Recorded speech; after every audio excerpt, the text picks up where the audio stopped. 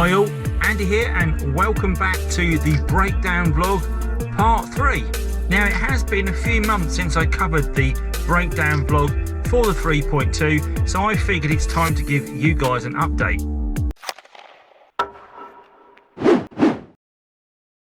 I say update because there has been 2 previous episodes, so if you've not checked those out on the channel, please do click on the links above to check out what's previously been wrong with this car. Now you may remember in the previous video, Car Chris and myself replaced the crankshaft sensor. Give you the power. There we go. So that is the sensor out. And that has now solved the problem with the starting. It's gone away. But we've got a reoccurrence of a previous problem. Those that follow the channel carefully know the 3.2 has been suffering from an engine management light since my ownership that comes and goes every few hundred miles, and it's a P1177 error, and it's to do with the Lambda sensor on the car. I do clear this and it goes away, so I finally figured let's get into the garage and get that replaced. The clue in this error code is that the fault is behind the cat. This could indicate that it is the catalytic converter that may be at fault or failing, and that's another expensive job. However, it has passed various emissions tests and MOTs in this time of my ownership, and there is no smell of rotten eggs, so I think the cats are fine. As well as this, another old friend has returned to the dash, which is the oil pressure sensor light. If you see this light on your dash, you should pull over immediately. It is potentially indicating the engine is suffering from low oil pressure, which is really bad. Continue driving when this sensor is giving a true reflection of the engine state could be terminal for your car. On a drive home from work, the light returned. Now I have replaced this around 2 months beforehand and have documented how to do this on the car in the video linked above. It is a real pig of a job though, so be warned. I am now faced with a dilemma. Is the car truly suffering low oil pressure, or is it another faulty sensor? Surely it cannot be the sensor again. I bought it online and I made sure it was a genuine Febby Bilstein one. My logic was that if it was a true signal, the engine would likely have seized by now, as I've probably driven 2,000 miles since I first got this message, and on the whole it drives fine. I turned the car off and let it cool down, as it had been sitting in heavy traffic. I checked I had plenty of oil and then I restarted it. The light had gone out and the car was fine. So my next stop is my local garage for an oil pressure test. This way I will know if there is a real issue with the pressure. I will get them to replace the sensor also, just to be sure. They will only use genuine parts, so I know they will be 100% safe. I am also going to get them to investigate the O2 or Lambda sensor issue, and we'll get them to swap it out. I've got the car back from the garage, and the good news is the oil pressure check has come back a-okay. However, the sensor has been changed once more, so it sounds like I've probably had a dodgy sensor when I've installed it. It's got a genuine one in there now. I've had the oil pressure check done as well. It's been plugged in on the diagnostics, and the bill has come to £195, so it's cost me that today. While the car was there, they also checked the Lambda sensor, and there was no sign of that being faulty.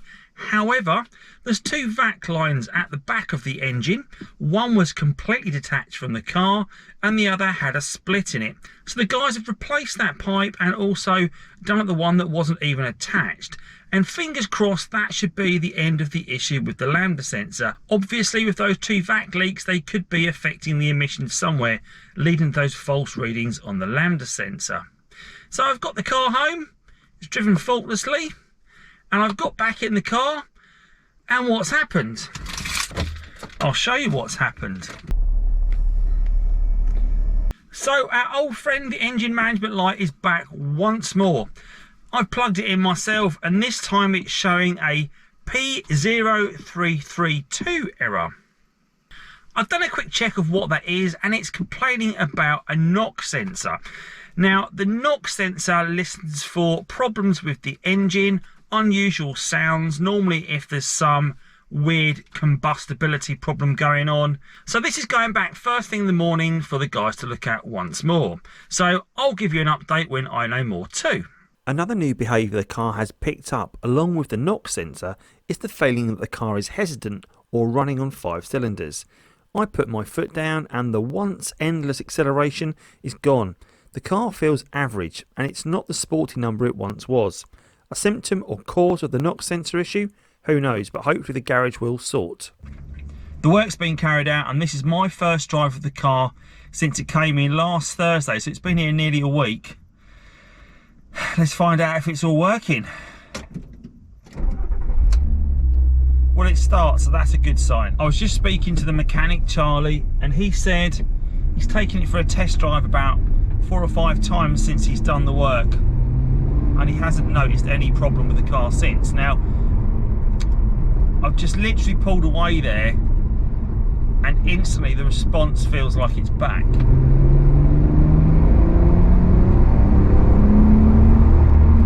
Yeah, seems to pull well. Despite the engine management lights and the sensors that were complaining on the car, they haven't actually been replaced. The garage feels like those sensors are actually a false positive. The sensors are complaining about noise, so the knock sensor's complaining about some form of engine noise. Classic case could be a coil pack that's maybe misfiring, or even timing problems with the crankshaft sensor. I've just driven the 5 miles back from the garage. There's been no engine management and the car has driven fine. Tomorrow I will be taking the car to work, and that's a round trip of around 90 miles. I think that'll be a great test for the car and see how it performs on the motorway. Well, the next morning that trip to work never happened in this car. On initial startup, the engine management light returned once again, and with the same P0332 code when I scanned it. The knock sensor has definitely got a problem, so back to the garage it goes for its 3rd trip in as many weeks.